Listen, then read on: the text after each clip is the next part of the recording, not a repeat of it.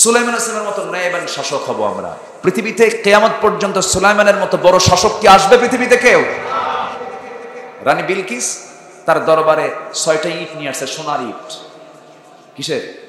সোনার, মানে বিস্কিট, যেটা আমরা এখন বিস্কিট প্রচলন আছে। 6টা সোনার ইট নিয়ে আসছে, মানে একটু পাম্পটি দেওয়ার জন্য, পরাশক্তি সুলাইমানকে একটু দমানোর জন্য একটু নিয়ে যাও। এসে দেখে সুলাইমানের রাজপ্রাসাদের সামনে 6টা ইট তো নিয়ে আসছে উপহার দেওয়ার জন্য, এখানে লক্ষ লক্ষ ইট তার রাজপ্রাসাদের সামনে মানে সব মানে ডিসপ্লে করা আছে, রাস্তায় পেড়ে দেওয়া আছে রাস্তায় হাঁটার জন্য। আল্লাহু আকবার বলো। এখন রানী বিলকিস চিন্তা করে, তার মানে তার কি বলে দূত চিন্তা করতেছে, তার লোক চিন্তা করতেছে, এই 6টা ইট দেবো কেমন? তার ফেরত যায় বলে, রানী বিলকিস আপনি 6টা ইট দিয়েছেন আমারে উপহার দেওয়ার জন্য, লক্ষ লক্ষ ইট তার রাজপ্রাসাদের সামনে রাস্তায় ফেলে দিয়ে রাখছে হাঁটার জন্য। আল্লাহু আকবার বলবেন না? তাহলে এত বড় শাসককে পৃথিবীতে আসবে? আসবে না সুলাইমান। এরপর মুসার মতো সাহসী দায়ী হব। মুসা দাওয়াত দিয়েছেন কাকে? ফেরাউনকে। নূহের মতো ধৈর্যশীল হব। তিনি দাওয়াত দিয়েছেন দিনে না রাতেও। ইন্নী দাউতু কওমি লাইলা ওয়া নাহারা, 900 বছর দাওয়াত দিয়েছেন। ইসলাম কবুল করছে 70 থেকে 80 জন। উনি কি ধৈর্যহারা হয়েছেন? ধৈর্যশীল দায়ী ছিলেন। ইউনূস আলাইহিস সালাম মাছের পেটে ছিলেন, জিকির কি বাদ গেছে? জিকির না করলে লালাবিথা ফি বাতনিহি ইলা ইয়াউমি ইউবআসুন, কিয়ামত পর্যন্ত আল্লাহ তাকে ওই পেটের মধ্যে রাখতেন। জিকির করতে তিনি বলেন নাই। অসুস্থ অবস্থায় আইয়ুব আলাইহিস সালাম আল্লাহর নাম কি বলেছেন? বলেন না। আল্লাহ সুস্থ করে দিয়েছেন পরে, তার শুকরিয়া আদায় করার জন্য। আদমের মতো আমরা পারিবারিক রক্ষণশীল হব। আদম আলাইহিস সালাম তার বউকে খুব ভালোবাসতেন, মানে কি আমার বাপ আমার মাকে খুব ভালোবাসতেন। এখনকার বাপরা মাকে খুব ভালোবাসে না, খালি অন্যের বউকে ভালোবাসে। এই সমস্যা আছে না নাই? নিজের বউরে ভালোবাসে, খালি অন্যের বউর দিকে নজর যায়। যার নাম পরকিয়া, যার নাম কি পরকিয়া। কিন্তু আমার বাপ আদম এই চরিত্র ছিল না, উনি বউকে খুব ভালোবাসতেন। আমরা খুব বউকে ভালোবাসবো। কেউ তো ইনশাল্লাহ কর না, জোরে কর না ভাই ইনশাআল্লাহ। বাচ্চারাও কয় ইনশাল্লাহ, বিয়ে তো করোই না। আচ্ছা, বউকে মহব্বত করতে হবে, এটা আদমের আমার বাপের মধ্যে এটা ছিল, আমরা এটা নিয়ে আসবো ইনশাআল্লাহ। সাইয়েদনা ইউসুফ আলাইহিস সালামের মতো আমরা পবিত্র হব, চরিত্রবান হব। জুলাইখার সামনে দাঁড়ানো, উনি একবারও তাকান না, একবারও তাকান না। কি উন্নত চরিত্র, সুন্দরী, বিশ্বের টপ সুন্দরী নারী ওই সময় ছিল জুলাইখা। ব্যাখ্যায় আসছে সবচেয়ে সুন্দরী নারী ছিল, দেখার মতো নারী ছিল। একটা বার তিনি তার দিকে তাকান না। আল্লাহু আকবার বলবেন না? জেলে যাওয়ার জন্য প্রস্তুতি নিব সাইয়েদনা ইউসুফের মতো, তিনি প্রস্তুতি নিয়েছেন কোথায় যাওয়ার জন্য? জেলে যাওয়ার জন্য। তোর দিকে তাকাবো না, যা তো জেলে যাব। তোর দিকে তাকাবো না, জেনা করবো না, জেলে যেতে রাজি আছি, চরিত্র ছাড়তে রাজি নাই। আল্লাহু আকবার বলেন। আসিয়ার মতো হকের পক্ষে অনড় থাকবো। স্বামী ছাড়বো, আল্লাহ ছাড়বো না। স্বামী মানবো, বউ মানবো। আমার মা, আপনি স্বামীকে মহব্বত করবেন আল্লাহর চাইতে বেশি নয়। আপনি আপনার বউকে মহব্বত করবেন, কিন্তু আল্লাহর চাইতে বেশি নয়। এটা আসিয়া হচ্ছে তার বাস্তব মডেল। আবু বকরের মতো দৃঢ় চেতা হব। আবু বকরের মতো কি হব? দৃঢ় চেতা। উনি বললেন যাকাত যার উপরে ফরজ হয়েছে, যাকাত দিবি না, উটের লাগামেরও যদি যাকাত হয় আমি জোর করে আদায় করব, জিহাদ করে আমি আদায় করব। আল্লাহু আকবার বল। কেন? ওয়াদারু মা বাকিয়া মিনার রিবা, সুদ খায়ও না। এই আয়াতকে প্রতিষ্ঠা করার জন্য তিনি যুদ্ধ ঘোষণা করে দিলেন, যারা যাকাত না দেবে উটের লাগাম হলো যাকাত আদায় করে ছাড়বে। আবু বকর নামটা শুনলে মনে হয় কি নরম না গরম, কিন্তু এখানে কি দৃঢ়চেতা। এটাকে কি বলে? দৃঢ়চেতা। খুব সাহসী ছিল। মাঝে মাঝে ওমর ফারুক ঘাবড়ায় যেতেন, কিন্তু আবু বকর কখনো ঘাবড়াতেন না, অনড় ছিলেন। ওমরের মতো সাহসী হব, ওসমানের মতো লজ্জাশীল হব, আলীর মতো লড়াকু সৈনিক হব। বাতিল বিরুদ্ধে আমরা মোকাবেলায় ঝাঁপিয়ে পড়ব। গোটা পৃথিবীর নেতৃত্ব মুসলমানদের হাতে চলে আসবে। সব গুণ সাহাবে কেরাম, আম্বিয়ে কেরামদের মধ্যে আছে না নাই? তারাই হবে আমাদের অনুপ্রেরণা। আসুন আমরা লালন করি সেই নবীদের আদর্শগুলো, সুন্নাহগুলো, সাহাবীদের আদর্শগুলো, সুন্নাহগুলো। তাহলে আমাদের দিল থেকে ভয় চিন্তা সব দূর করে দিবেন তিনি আমার কে? আল্লাহ। আমার নবীজি বলেছেন, যদি জানো কাল কিয়ামত আজকে গাছ লাগাও। সুবহানাল্লাহ বলবেন না? রাসূল বললেন রাস্তার কষ্টদায়ক বস্তু সরাইয়া দাও, এটি ইমানের অংশ, ইমানের শাখা। যদি যেন কাল কিয়ামত আজকে গাছ লাগাও, এমন দামি কথা পৃথিবীর কোন পরিবেশবিদ বলতে পেরেছে? কালকে কিয়ামত আজকেও গাছ লাগাও। সমুদ্রের তীরে বসে আছো, সমুদ্রের তীরে এক ফোঁটা পানি অপচয় করবা না। ওয়াসা যদি এই হাদিসটা লিখে দেয়। সম্মানিত ভাইয়েরা, এরপর রাসূল বললেন, এটা মে মাস না? রাসূল বললেন, শ্রমিক কাজ করেছে, তার ঘাম শুকানোর আগেই তার হাতে পাওনা তুলে দাও। সুবহানাল্লাহ বলবেন না? তাহলে সমাজ গড়ার কারিগর পৃথিবীতে একজনই ছিলেন, যার বিচরণ প্রত্যেকটা অঙ্গনেই ছিল মানবতার মহান শিক্ষক, মানবতার নবী, সাইয়্যিদুল মুরসালিন, খাতামুন নবিয়্যিন, ইহকালের এই দুনিয়ারও নেতা, আখিরাতের লিডার জনাবে মুহাম্মদুর রাসূলুল্লাহ সাল্লাল্লাহু আলাইহি ওয়াসাল্লাম। সম্মানিত ভাইয়েরা, মহান আল্লাহ তাকে সিলেকশন দিয়েছেন, তার চারিত্রিক সনদ নিশ্চিত করেছেন। তিনি কে? আল্লাহ তাআলা। আমরা দুনিয়ার একটা ডিগ্রি নেবার জন্য কত চেষ্টা করি, কত ফিকির করি। আমার আল্লাহ তাআলার ডিগ্রি পৃথিবীর কোনো একাডেমি দেয়নি, দিয়েছে কার দফতর? আসতে কার দফতর দিয়েছে? অতএব আদর্শ যদি লালন করতে হয়, হৃদয়ে আদর্শ লালন করব একজন মহান ব্যক্তির, যার চারিত্রিক সনদ আল্লাহ নিজে দিয়েছেন, মুহাম্মদ সাল্লাল্লাহু আলাইহি ওয়াসাল্লাম।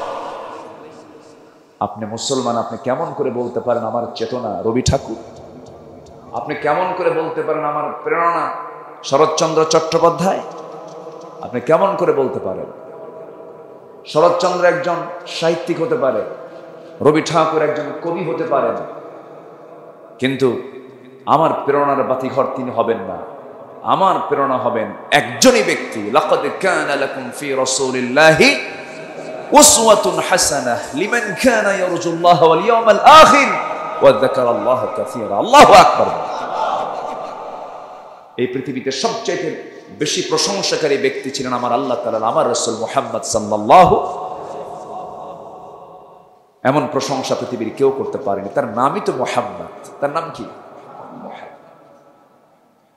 মুহাম্মাদের মূল মাদ্দা হচ্ছে হা মিম দাল, প্রশংসা।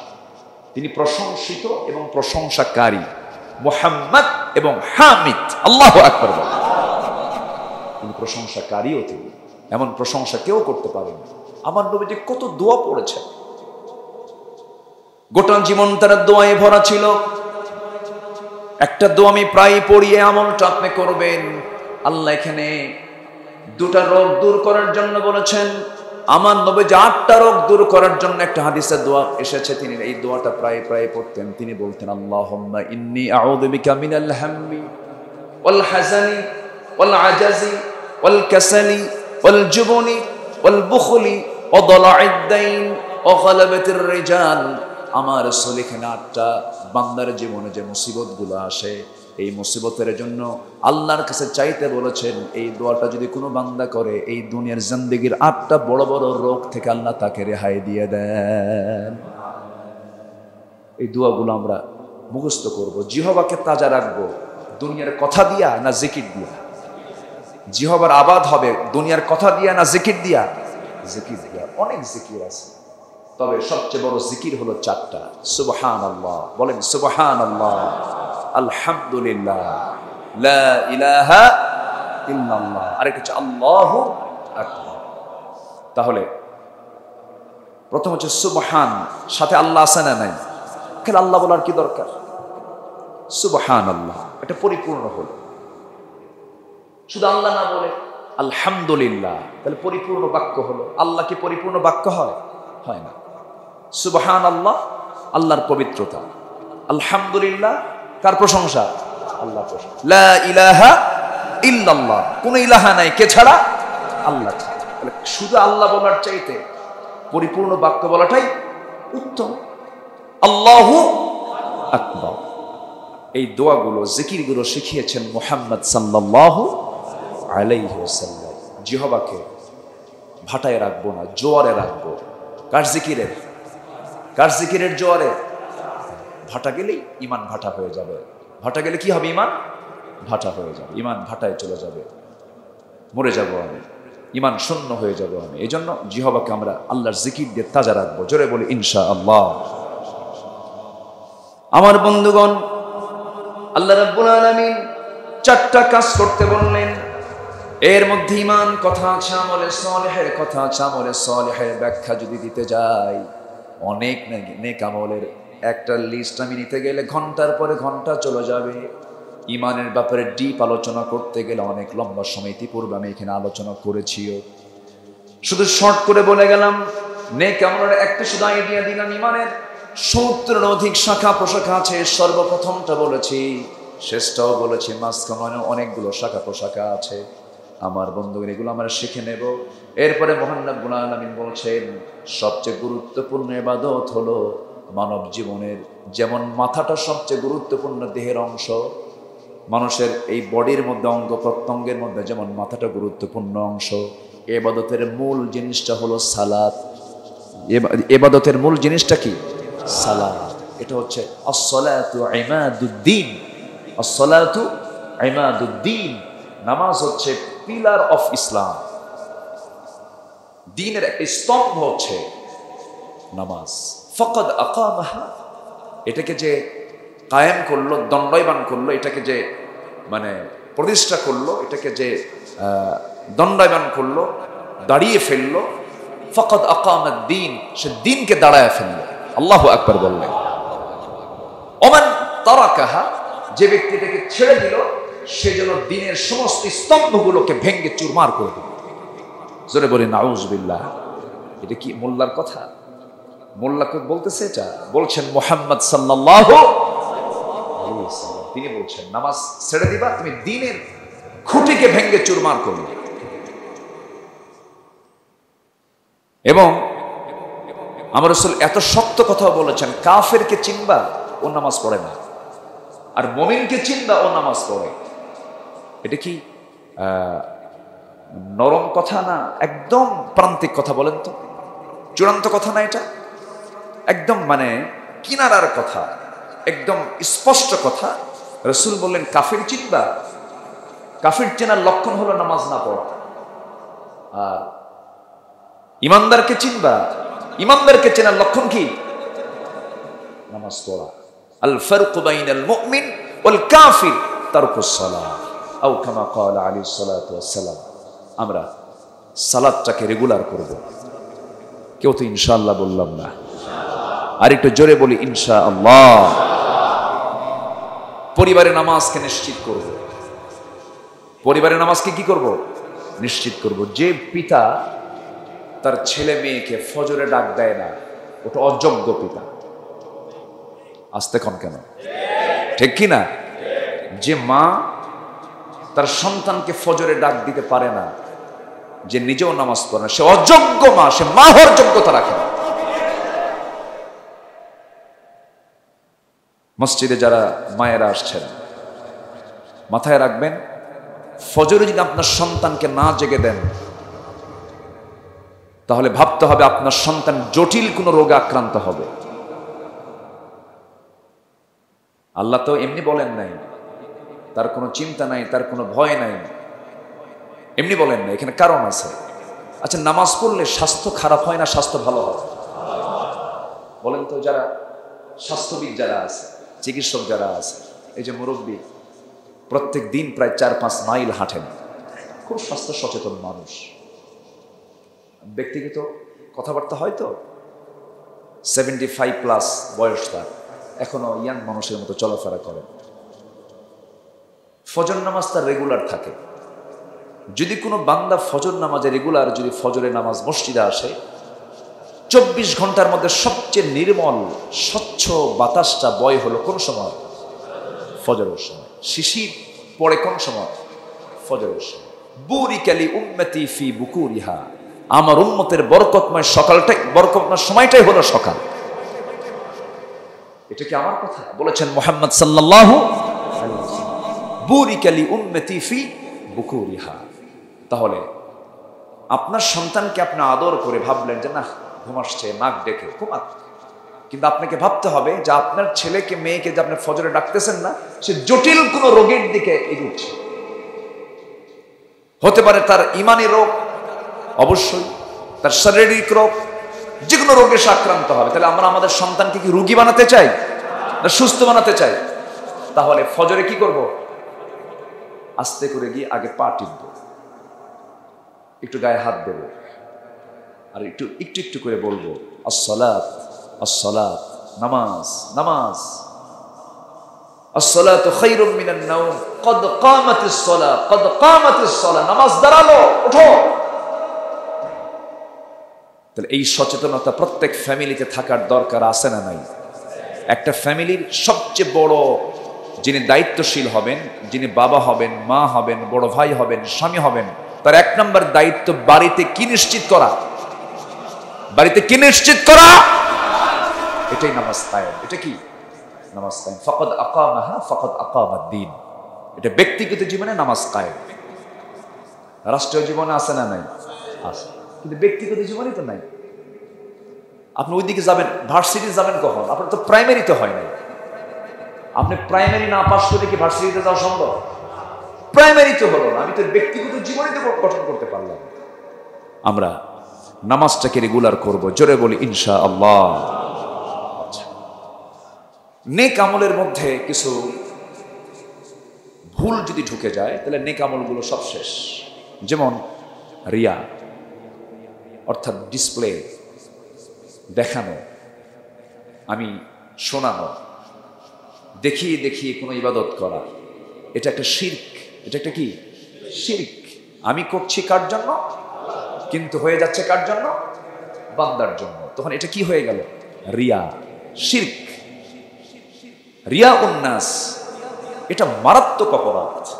এটা এতটা অপরাধ, এটা হাদিসে আসছে, ইমাম তাবরানী, এটা শেখ আলবানীও এই হাদিসের পক্ষে তিনি রায় দিয়েছেন। মা মিন আবদিন ইয়াকুমু ফিদ দুনিয়া মাকামা সুমআতিন ওয়া রিয়াইন ইল্লা সাম্মা আল্লাহু বিহি আলা রুউসিল খালাইক ইয়াউমাল কিয়ামাহ। যে ব্যক্তি শোনানো এবং দেখানোর উদ্দেশ্যে কোন আমল করবে, আল্লাহ তাআলা কিয়ামতের দিন সমগ্র সৃষ্টিকে তার এই নিয়তের, অসৎ নিয়তের বিষয়টি সকল মাখলুকের সামনে আল্লাহ তাআলা তুলে ধরবেন। যেরকম নাউজুবিল্লাহ। মাখলুক কি একটা দুইটা? মাখলুক মানে যত প্রাণ আছে সমস্ত প্রাণীর সামনে এই বান্দার এই বদ নিয়তের কারণটা আল্লাহ তাআলা তুলে ধরবেন। কতটা জঘন্য এই লোক দেখানো কাজটা।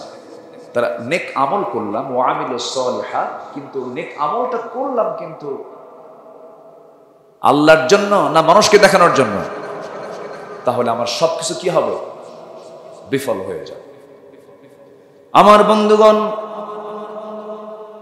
আবার সারা জীবন বহু নেক উপার্জন করেছি, বহু নেক আমল করেছি, তাহাজ্জুদ আছে, জিকির আজগার আছে, নেক আমলগুলো আছে, দান সদকা আছে, মসজিদ মাদ্রাসা বানানো আছে, ফকির মিসকিনদেরকে লক্ষ্য করেছি, প্রতিবেশীর দিকে লক্ষ্য করেছি, অনেক জীবনে সওয়াব কামাই করছি, কিন্তু ইতিমের পাশে দাঁড়িয়েছি, সবকিছু করলাম, কিন্তু একাকী যখন থাকি, একাকী থাকার সঙ্গে সঙ্গে একাকিত্বের বড় বড় গুনাহে জড়িয়ে গেলাম।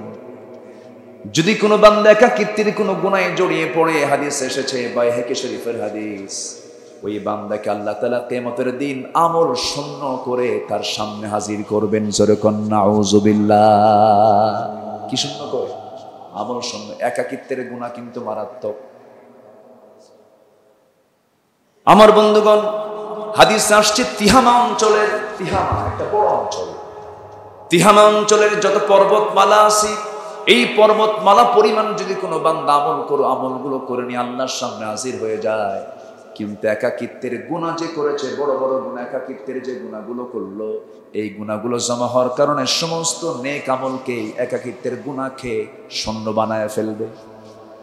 আল্লাহর সামনে সে সওয়াব শূন্য হয়ে হাজির হয়ে যাবে। এই জন্য একাকিত্বের গুনাহ নেক আমলের ক্ষেত্রে বড় অন্তরায়। লোক দেখানো, শোনানোর গুনাহ নেক আমলের ক্ষেত্রে বড় অন্তরায়। এই জন্য আমরা আমলগুলো করবো একমাত্র কার জন্য? গোপনে গোপনে নেক কাজ করব, গোপনে ভালো কাজ করব, প্রকাশ্যে ভালো কাজ করব, প্রকাশ্যে ভালো কাজ করলাম, গোপনে পাপ কাজ করলাম, ইমানদারের লক্ষণ না মুনাফিকের লক্ষণ? বুজুর্গি দেখালাম, মসজিদে ঢুকলাম, আমারে দেখলো, আমারে শুনলো আমি নামাজি, আমাকে দেখলো সবাই আমি নামাজ পড়তে এসেছি, এমন কোন চিন্তা মাথায় নেওয়া যাবে না। কারণ আল্লাহ রাব্বুল আলামিন সূরাতুল মাউনের মধ্যে স্পষ্ট করেছেন, আল্লাহ রাব্বুল আলামিন রিয়ার ব্যাপারে বলেছেন ক্লিয়ার করে, যারা পারেন ঠোঁট মিলিয়ে বলেন, আল্লাযীনা হুম আন সালাতিহিম সাহুন আল্লাযীনা হুম ইউরাউন ওয়া ইয়ামনাউনাল মাউন। যারা নামাজের ক্ষেত্রে অবহেলা করবে, অবহেলা করে নামাজ পড়বো, ইদা কামু কুসালা, নামাজ পড়তে হেলে দুলে নামাজে দাঁড়াবে মানুষকে দেখানোর জন্য যারা নামাজ পড়বে, এবং যারা রিয়া করে নামাজ পড়বে, মানুষকে দেখিয়ে দেখিয়ে নামাজ পড়বে, আল্লাহ বলছেন আমি তোকে শুধু জাহান্নাম দেব না, জাহান্নামের গর্তের মধ্যে, ওয়াইলের মধ্যে আমি তোকে ঢুকাবো। আমি তোকে একটা গাই নামক গর্ত আছে, গর্তের মধ্যে ঢুকাবো। ফাখালাফা মিন বা'দিহিম খালফুন আদাউস সালাতা ওয়াত্তাবাউশ শাহাওয়াত ফাসাউফা ইয়ালকাউনা গাইয়া। নামাজ নষ্ট করবি তুই, নফসের দাসত্ব করবি, ফাসাউফা ইয়ালকাউনা, অচিরেই আমি তাকে ঢুকায় ফেলবো জাহান্নামের গর্তের মধ্যে, জাহান্নামের গর্তের মধ্যে আমি তাকে ঢুকাবো। সহজে আমি এটার ব্যাখ্যায় বলতে চাই, দুনিয়ার জেলখানার মধ্যে সেলও আছে, জেলের মধ্যে কি আছে? সেল আছে। সেলটারও জটিল জায়গা, দাগে দিনে আসামিদেরকে সেখানে রাখা হয়। আল্লাহ বলছেন সাধারণ জাহান্নাম থেকে শুধু দেব না, নামাজ নষ্ট করবি, দেখে দেখে নামা মানুষকে দেখায় দেখে নামাজ পড়বি, নামাজ নষ্ট করার কারণে আমি আল্লাহ তোকে জাহান্নামের গর্ত, গাই নামক গর্তের মধ্যে, আমি তোকে গাইয়ুন গর্তের মধ্যে আমি তোকে ঢুকায় ছাড়বো। জোরে কর নাউযুবিল্লাহ। দেখে দেখে আমল করব না আল্লাহর জন্য আমল করব? দেখানো শোনানো না আল্লাহর জন্য? তাহলে সেই নেক আমল কবুল করবেন কে? আল্লাহ তাআলা। গুনাহটা করব আমরা প্রকাশ্যে না আড়ালে? বলুন, প্রকাশ্যে। আমি একটা ধাঁধা ধরেছি, ধাঁধা, এটাকে ধাঁধা বলে। গুনাহ কি প্রকাশ্যে হবে না আড়ালে হবে? বলেন। প্রকাশ্যে কেউ গুনাহ করতে চায়, তবে আছে কিছু বেহায়া আছে, দেখেন না কিছু মহিলা আছে কাপড় ভিডিও বানায়, আবার কিছু কিছু স্বামী আছে অযোগ্য, বউরে দিয়ে কামাই খাওয়ায়, বউরে দিয়ে কামাই খায়, এরকম কাপড় ভিডিও কিছু অযোগ্য অথর্ব আছে না নাই? কি করে যে এরকম একটা বিয়ে করবে, ও ভিডিও বানাবে, ভিডিওর টাকা বসে বসে খাবো, বউ দিয়ে কামাই খায় অবৈধ পথে, এরকম অসভ্য কিছু স্বামী আছে না নাই? লজ্জা নাই তো, শরম নাই। গ্রামীণ জীবনে আবার কিছু কিছু লোক আছে বিয়ের সময় নিয়তি করে, শ্বশুর তো আমারে লাখ 10 টাকা দেবে, আছে না নাই বলেন তো? আছে। এটা দিয়া এ করবো, বিয়ে কিন্তু করি নাই, ওইদিকে বিয়ে করি না, নিয়ত করে বসে আছে, শ্বশুর তো আমি পাবোই, বিয়ে যখন করতে এটা এমনি পাই। মাঝখানে আবার ঘটক কিছু থাকে, থাকে না? কে আপনার মেয়েই তো ফ্রিজ একটা দিবে, আপনার মেয়েই তো একটা কম্প্রেসার, একটা এসি দিয়ে দিবে, মানে মানে ঝাঁটা বাদ দিয়ে সব চায়, আছে না নাই? এগুলো অসভ্য। যৌতুকের টাকা নেওয়া কি? আসতে কয়, আরো জোরে। আমার খুব কাছের এক ভাই, আমার প্রতিবেশী, ও যৌতুকের টাকা নিয়ে বিয়ে করছে। ওই যৌতুকের টাকা দিয়ে আসে, আমার এলাকায় আবার আলু বেশি উৎপাদন হয়, জয়পুরহাট, রংপুর, দিনাজপুর, বগুড়া, উত্তরবঙ্গে। তো করছে কি, সে ওই টাকা দিয়ে আলু কিনছে। ওই বছরে আলুর দাম এত কম, মানে পুঁজি নাই, কি নাই, মানে এমন, এটা নোকসান না খসরান, মানে নোকসান হচ্ছে, লাভ হয়নি, পুঁজিটা আছে, লাভ তো নাই। আলু নিতে গেলে আলু যে কোল্ড স্টোরেজে রাখছে ওটার আবার টাকা দিতে হবে, ও আলু নিতেই যায় নাই। তো বললো দোস্ত, বুঝতে পারছে আল্লাহ মাইট দিয়ে দিছে, হারামের কোন আরাম। চুরি করে ঘোড়া কিনছে, কি করে ঘোড়া কেনা হয়? আচ্ছা, অনেকে কেনাই মনে করে।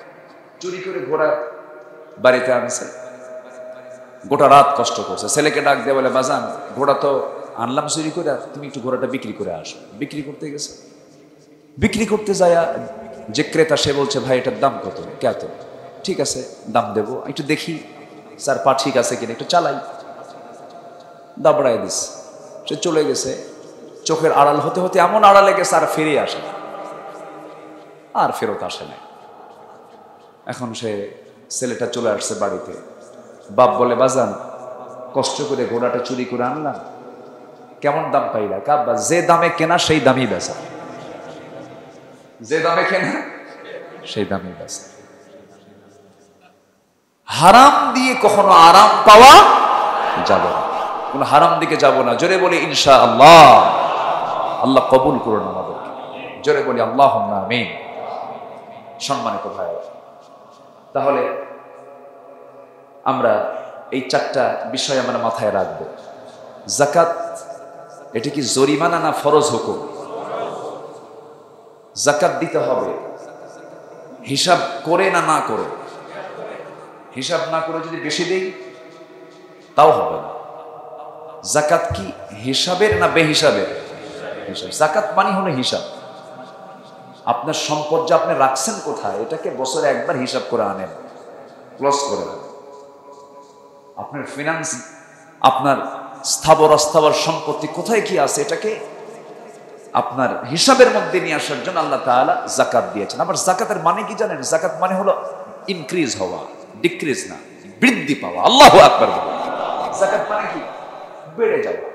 যাকাত মানে টাকা দেওয়া। আমরা জানি বছরে একবার 1 কোটিতে কত,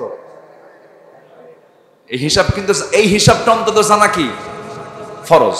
এই হিসাব জানা কি ফরজ। 1 কোটিতে কত টাকা? 2.5 লাখ। 1 লাখে 2.5 এটা দিতে হবে ফরজ মনে করে। তাহলে 1,02,500 যাচ্ছে, 1 কোটিতে 2.5 লাখ টাকা চলে যাচ্ছে, এটা বাড়ে আবার কেমন? এটা তো মাথায় আসতেই পারে। বড়ই গাছের ফলন যখন আমাদের নেওয়া হয়ে যায়, বড়ই গাছ, বড়ই আমরা আবারটা তুলে নিয়েছে, এরপরে বড়ের যিনি চাষি উনি কি করেন? ডাল কেমন করে একটু একটু করে কাটে না, একেবারে গোড়ায় কাটে, কিন্তু সাইজ করে দেয়, মনে হয় যে আসে কিনা বাগান টের পাওয়া যায় না। আপনি যদি ডাল না কাটেন তাহলেই ফল ধরবে না, ডাল কাটলেই ফল ধরবে। যাকাত আপনি ভাবতেছেন যেটা আমার কমে যাচ্ছে না, আপনি ডাল কেটে দিবেন, ফলন বেশি পাবেন। যাকাত দিবেন, আপনার সম্পদ বাড়তে থাকবে। আচ্ছা, সরিষার তেল 1 গ্রাম নিয়েছেন আপনি, 1 গ্রাম সরিষার তেলের নিচে কি গাদ থাকে না? গাদ, ও গাদ তো আমরা মাশাআল্লাহ তরকারিতে দেই, খাই নাকি? কি করি? ওটা কি কাজের না অকাজের? অকাজের। তো যাকাত হলো সম্পদের গাদ। যাকাত সম্পদের কি গাদ। অফি আমওয়ালিহিম হাক্কুল লিসাইলি ওয়াল মাহরুম। এটা গরিবের হক, এটা আমার না, এটা মনে করে তাকে দিয়ে দিতে হবে। এটা কার হুকুম? নামাজ আছে যেখানে যাকাত আছে, নামাজ কার হক? যাকাত কার হক? যাকাত কার হক? বান্দার হক, গরিবের হক। দেখেন আল্লাহ কিন্তু আল্লাহর হকের সাথে বান্দার হকটা জোড়া দিয়ে দিয়েছে। শুধু আমার হক আদায় করবি না, বান্দার হক আদায় করবি। আল্লাহু আকবার বলেন। আমার হক আদায় করে শুধু সোশ্যাল সিকিউরিটি নিশ্চিত হবে না, বান্দার হক আদায় করবি। যাকাত আছে যেখানে, নিরাপত্তা আছে, রাতের বেলা রোড ডাকাতি হবে না, যাকাত ঠিক মতো দেয়, সন্ত্রাস পয়দা হবে না, সামাজিক ভারসাম্য বজায় থাকবে। যদি আমার দেশের ব্যাংকিং হিসেবে অনুযায়ী যাকাত আদায় হতো, এই যে প্রায় কয়েক হাজার ইউনিয়ন আছে, ইউনিয়ন কতগুলো আমার সংখ্যাটা এই মুহূর্তে মনে নাই, 4,500 এরকম, যদি যাকাত ঠিক মতো আদায় করা হয় ব্যাংকিং হিসেব অনুযায়ী, প্রত্যেকটা ইউনিয়নে যাকাতের দর ভাগাভাগি করলে প্রত্যেকটা ইউনিয়ন পাই হলো 43 কোটি টাকা বছরে। তাহলে কি এই দেশে গরিব থাকার কথা? কিন্তু টাকা মারে কারা? গরিব মানুষ না ধনী মানুষ? টাকা মারে কারা?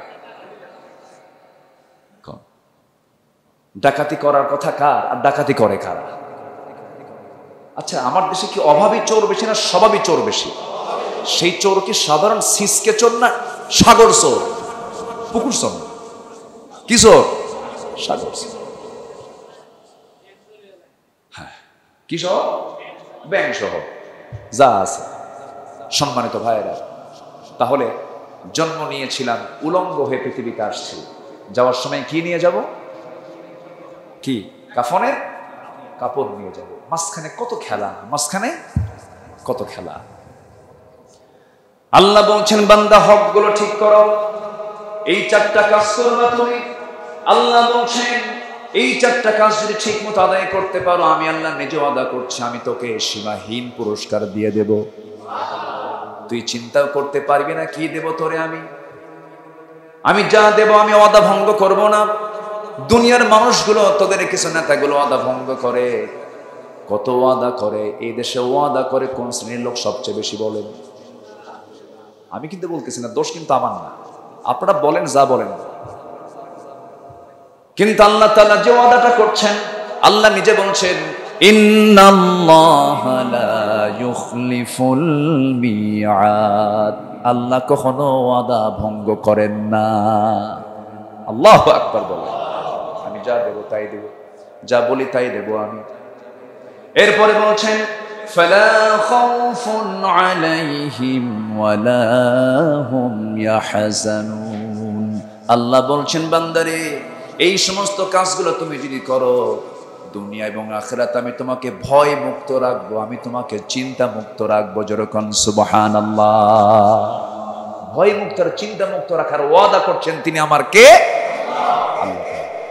এরপর আল্লাহ রাব্বুল আলামিন আবার ওয়াজ শুরু করছেন, ইমানদারকে ডাক দিচ্ছেন। আল্লাহর ওয়াজ, আল্লাহ ইমানদারকে ডাক দিচ্ছেন, ইয়া আইয়ুহাল্লাযীনা আমানু ইত্তাকুল্লাহা ওয়া যারু মা বাকিয়া মিনার রিবা ইন কুনতুম মুমিনিন। ইমানদাররা আল্লাহকে ভয় করো, আমাকে ভয় করো। ওয়া যারু মা বাকিয়া মিনার রিবা, সুদ থেকে নিজেকে দূরে রাখো। আগে কইছে কিসের ওয়াজ? আগে গেছে কিসের ওয়াজ? আগে যাকাতের। আগে কি কিসের ওয়াজ গেছে বলেন? এখন আসতেছে কিসে? সুদ। তাহলে অর্থনীতি আছে তো নাকি কোরআনে? হ্যাঁ, এই জন্য আমার দেশে খুব চালাকি করে, কোরআন পড়ো কিন্তু অর্থ করো না। অর্থ পড়লি তো সুদ খাও, অর্থ পড়লি তো সুদ মানে খাওয়া বন্ধ হয়ে যাবে। কোরআন কি না জানার কিতাব না জানার কিতাব? জানার কিতাব। ওয়াদারু মা বাকিয়া মিনার রিবা, সুদ খেও না। ইন কুনতুম মুমিনিন, যদি মুমিন হও, যদি মুমিন হও সুদের ধারে পাশে যেও না। এটা কার হুকুম? আল্লাহর হুকুম। সময় তো নেই, একটা 15 বেজে গেছে। আমি বাড়াবো না সময়, কারণ প্রচন্ড গরম। আমরা তো একটু ভিতরে আরামই থাকি। আমি আরাম কমায় দিই, ফ্যান ট্যান কমায় দিই, একটু লেবেল করি। পিছনে রোদে থাকে, আমরা ফ্যানও খাবো, এসিও খাবো, একটা কম খাই। এর জন্য না, একটু আওয়াজ হয় সেই জন্য ফ্যানটা কমায় দিই, অনেকে শুনতে পান না। তো অনেক দূরে, অনেকে রোদের মধ্যে আছে। আমি আর আলোচনা আজকে বাড়াবো না। যতটুকুন হয়েছে আমরা বলি আলহামদুলিল্লাহ, জোরে বলি আলহামদুলিল্লাহ। আমাদের মডেল একজন, তিনি হচ্ছেন মুহাম্মদ সাল্লাল্লাহু আলাইহি ওয়াসাল্লাম। আমরা তাকে ফলো করব। কোরআনের সব কিছু বলে দেওয়া আছে, আমরা তাদেরকে লালন করব। আমরা বাপ হতে চাই, লোকমানের মতো বাপ হব। কার মতো? লোকমানের মতো বাপ। আমরা পরিশ্রমী হতে চাই, দাউদ আলাইহিস সালামের মতো পরিশ্রমী হব। লোহা পিটাতেন, আল্লাহু আকবার বলে। নবী কি পিটাতেন? লোহা পিটাতেন। কামার ছিলেন। লোহা পিটায় কারা? কামার। এটা কি ছোট কাজ হলো? ছোট কাজ নবীরা করেছেন, আল্লাহু আকবার বলে। অস্ত্র নির্মাতা ছিলেন। আমরা পরিশ্রমী হব। মরিয়মের মতো আমরা ধৈর্যশীলা হব। মা বোন যারা আছেন, মসজিদে আসছেন, মরিয়মের মতো ধৈর্যশীলা হতে হবে। এমনি রাগ করা যাবে না, ধৈর্য হারা হওয়া যাবে না। এরপর রহিমার মতো প্রতিভক্তা হবে। আমার মা রহিমার মতো। সব বউ চলে গেছে, কিন্তু আইয়ুবের পাশে দাঁড়িয়েছিলেন তিনি কে? রহিমা আলাইহিস সালাতু ওয়াস সালাম। আয়েশার মতো শিক্ষিত হতে হবে। আয়েশা সিদ্দিকার লক্ষ লক্ষ হাদিসের তিনি হাফেজা ছিলেন। আল্লাহ মাদেরকে কবুল করুন। খাদিজার মতো নবী ভক্ত হতে হবে। খাদিজার মতো নবী ভক্ত মানুষ পৃথিবী তার দ্বিতীয় জন আসবেন। আল্লাহু আকবার বলেন। লম্বা ওয়াজ ছিল, সময় নেই, কেবল ওয়াজে যৌবন আসতেছে, আমাদের একটু টাইম লাগে তো। আচ্ছা, এরপরে দেখি আগামী দিন যেদিন আসবো, আগামী জুম্মা বলতেছি না, আগামী দিন যেদিন আসবো, আমি এই পয়েন্টের উপরে কথা বলবো ব্যাখ্যা করে। লোকমান কেমন বাপ ছিলেন, দাউদ কেমন ব্যবসা করতেন, এটা বলবো। আজকে শুধু আক্ষরিকভাবে বলে যাচ্ছি। সুলাইমান আসলামের মতো ন্যায়বান শাসক হব আমরা। পৃথিবীতে কিয়ামত পর্যন্ত সুলাইমানের মতো বড় শাসক কি আসবে পৃথিবীতে? কেউ।